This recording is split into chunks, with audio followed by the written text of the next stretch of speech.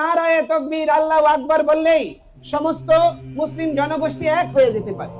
সেই স্লোগানকে কখনো রাজনৈতিক বলা হয় না, বলা হয় না, এটা ধর্মীয় পবিত্র আল্লাহর নাম।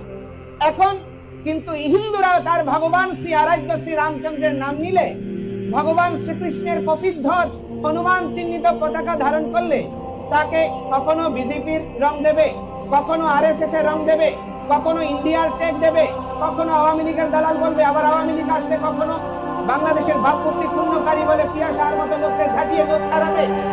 এই রকম অবস্থাটি হিন্দুদের জন্য হয়েছে। আপনি দেখুন, পাকিস্তানে ভগবান দাস সে প্রধান বিচারপতি রয়েছে। যেই দেশে আমরা স্বাধীনতা চেয়েছি সেই দেশে সংখ্যালঘু মন্ত্রণালয় রয়েছে, সংখ্যালঘু কমিশন রয়েছে, সংরক্ষিত হিন্দুদের জন্য আসন রয়েছে।